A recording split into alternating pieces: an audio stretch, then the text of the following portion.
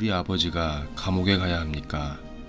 댄버리 교도소에서도 남을 위해 살려고 하는 내 원칙을 그대로 지켰습니다. 아침 일찍 일어나서 더러운 곳을 깨끗이 치웠습니다.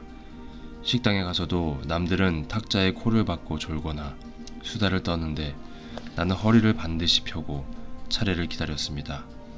주어진 일은 남보다 훨씬 많이 했으며 주위 사람들을 살폈습니다. 남는 시간에는 성경책을 읽었습니다. 밤이고 낮이고 성경책을 보고 있으니 어떤 죄수가 그게 당신의 성경책이야? 내 성경책은 이건데 한번 보겠어? 하며 잡지를 던져주었습니다. 허슬러라는 도색 잡지였습니다. 댄버리 교도소에서 나는 말없이 일하는 사람, 책 읽는 사람, 명상하는 사람으로 불렸습니다.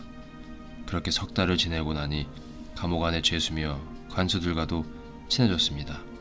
마약을 하는 사람과도 친해졌고 도색 잡지를 자기의 성경책이라고 했던 죄수와도 친해졌습니다. 그러자 한두 달이 지나면서 댄버리에 수감되었던 죄수들이 모두 자기가 받은 차입품들을 내게도 나누어 주었습니다. 사람들과 정을 나누자 감옥 속에 봄날이 찾아온 듯 했습니다. 사실 미국은 나를 굳이 감옥에 보내고 싶어 하지 않았습니다.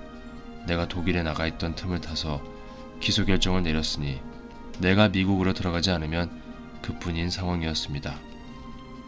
미국은 나를 감옥에 넣으려 했던 게 아니라 추방하려 한 것입니다. 내가 레버런 문으로 명성을 얻고 나를 따르는 사람들이 걷잡을 수 없이 늘어나자 나의 길을 방해한 것입니다.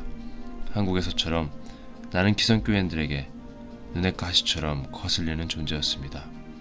그러나 그들의 목적을 알고 있던 나로서는 미국에 입국해서 스스로 감옥에 갔습니다. 그때까지도 미국에서 해야 할 일들이 남아 있었으니까요. 나는 감옥에 가는 것이 나쁘지만은 않다고 생각합니다. 눈물 골짜기에서 우는 사람을 회개시키기 위해서는 내가 먼저 눈물을 흘려야 합니다. 내가 그렇게 처참한 마음이 되지 않으면 상대를 굴복시킬 수 없습니다. 그런데 하늘의 섭리는 참으로 오묘합니다. 내가 감옥에 갇히자 뜻밖에도 미국 정부가 종교의 자유를 침해했다며 분노한 성직자들 7천여 명이 나를 구명하는 일에 앞장섰습니다. 그 중에는 미국 보수 기독교단을 대표하는 남침내교회 제리 포웰 목사와 오바마 대통령 취임식 때 축복 기도를 한 진보 계열의 조셉 라우리 목사도 있었습니다. 그들은 구명 시위에 앞장섰습니다. 딸 인진이도 그들과 함께 팔짱을 끼고 행진했습니다. 7천여 명의 성직자들 앞에서 눈물로 쓴 편지를 읽기도 했습니다. 여러분 안녕하십니까? 저는 문선명 목사의 둘째 딸 문인진입니다. 1984년 7월 20일은 세계의 종말이 우리 가족에게 찾아온 것 같았습니다. 이날은 바로 아버님께서 교도소에 들어가신 날입니다. 이런 일이 아버님께 일어날 줄은 꿈에도 몰랐습니다. 그것도 하나님의 축복한 자유의 땅이며 아버님 몹시도 사랑하고 봉사해온 미국 땅에서 말입니다. 아버님은 미국에 오셔서 매우 열심히 일하셨습니다. 저는 아버님이 주무시는 것을 거의 본 적이 없습니다. 항상 새벽에 일어나셔서 기도하시고 일하십니다. 저는 미국의 장래와 하나님을 위해 아버님만큼 헌신적으로 일하시는 분을 본 적이 없습니다. 그런데 미국은 아버님을 댄버리 교도소에 수감시키고 말았습니다. 아버님이 왜 댄버리 교도소에 가야 합니까? 그분은 자신의 고통에는 개의치 않는 분입니다. 하나님의 뜻을 실천해온 아버님의 삶은 눈물과 고난으로 점철되어 있습니다. 지금 아버님의 연세는 64입니다. 아버님에게는 미국을 사랑한 죄밖에 없습니다. 그런데 그분은 지금 이 순간에도 교도소 식당에서 접시를 씻으시거나 바닥을 닦고 계십니다. 지난주에 저는 죄수복을 입고 계신 아버님을 처음 면회했습니다. 저는 울고 또 울었습니다. 아버님은 나 때문에 울지 말고 미국을 위해 기도하렴 하고 말씀하셨습니다. 아버님은 전 세계 수백만 교인에게 말씀하신 이야기를 저에게도 그대로 전하셨습니다. 내 분노와 슬픔을 돌이켜 이 나라를 진정 자유로운 나라로 만들 수 있는 강력한 힘으로 바꿔라.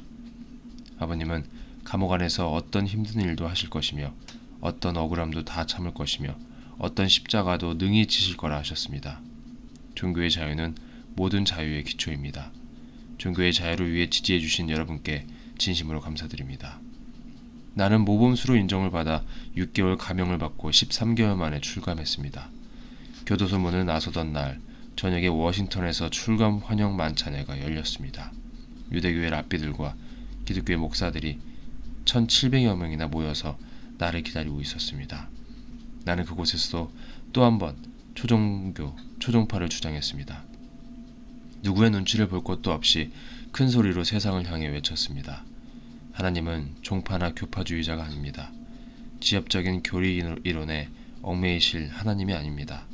하나님의 부모 심정 그리고 크신 사랑의 마음에는 민족과 인종의 구분이 없습니다. 국가나 문화 전통의 벽도 없습니다.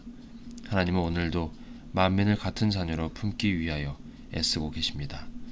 지금 미국은 인종 문제, 가치관의 혼란과 사회, 윤리, 도덕의 퇴폐 문제, 영적 고갈과 기독교 신앙의 몰락 문제, 무신론에 입각한 공산주의 문제 등 심각한 병폐를 안고 있습니다. 제가 하나님의 부르심을 받고 이 나라를 찾아온 이유는 여기에 있습니다. 오늘의 기독교는 크게 각성하고 하나로 뭉쳐야 합니다. 목회자들 또한 지금까지 해온 역할을 재점검하고 회개해야 합니다. 예수님이 오셔서 회개하라고 외치시던 그때의 정경이 2000년이 지난 지금 이 땅 위에서 반복되고 있는 것입니다. 우리는 하나님께서 미국에 분부하신 중대한 사명을 다해야 합니다. 지금 이대로는 절대 안 됩니다. 새로운 종교개혁이 일어나야 합니다. 옥살이를 하고 나오자 더 이상 나를 얽매이는 것이 없었습니다.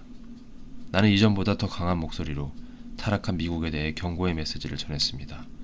하나님에 대한 사랑과 도덕성을 되찾는 것만이 미국을 다시 일으켜 세울 수 있는 힘이라는 것을 강력하게 알리고 또 알렸습니다.